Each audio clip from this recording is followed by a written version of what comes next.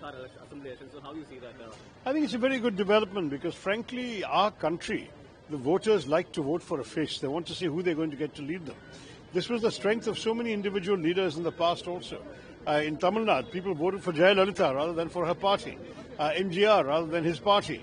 That is the spirit in which many voters turn. So similarly in Bihar, for them to know, if you vote for us, this is who you get.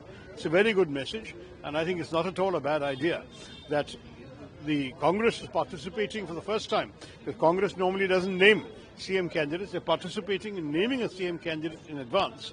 That's a very clear signal of support as well. How do you see the internal conflict between the seat sharing issues happening in Bihar? Look, there's always issues amongst every alliance. It will be sorted out before voting day. Sir, the second question regarding Trump, he's saying that India will reduce Russian oil imports by year end. How do you see that? Look, I don't really think it's appropriate for Mr. Trump to be making announcements about India's decisions. I think India will make announcements about its decisions. We don't tell the world what Mr. Trump will do. I think Mr. Trump should not be telling the world what India will do. Okay, so the BCCI to escalate Asia Trophy handover issue to the ICCI. So, Naqvi suggested that they are not giving the trophy. So, how do you see that? This whole issue has been rather distasteful. I think cricket ideally should have been played in the spirit of the game. Unfortunately, in the Asian Cricket Council, we have all the politics of India and Pakistan playing itself out. The chairman of the ACC is the Home Minister, the Interior Minister of Pakistan. And that creates its own tensions, particularly this year, given all that's happening with Operation Sindoor and so on. So for these reasons, I think the whole situation has become really messy.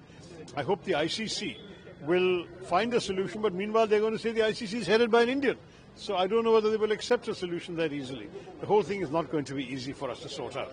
Let's see. One last question about the national education policy. Kerala has been moved with the PM3 project and the national education policy, while CPI is opposing that. So how do you see?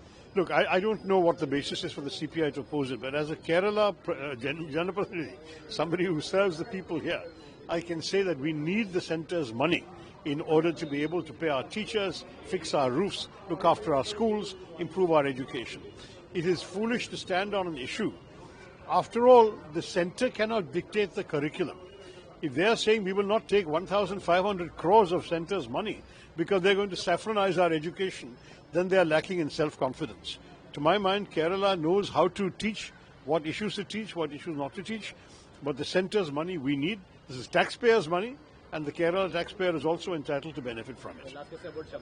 जहाँ भक्ति है हर शब्द में, कथाओं में छुपे हैं दिव्य रहस्य और ज्योतिष देता है जीवन को दिशा। धर्म से जुड़ी हर बातों को जानने के लिए हमारे चैनल स्तुति को सब्सक्राइब करें। चैनल पर जाने के लिए इस लिंक पर क्लिक करें।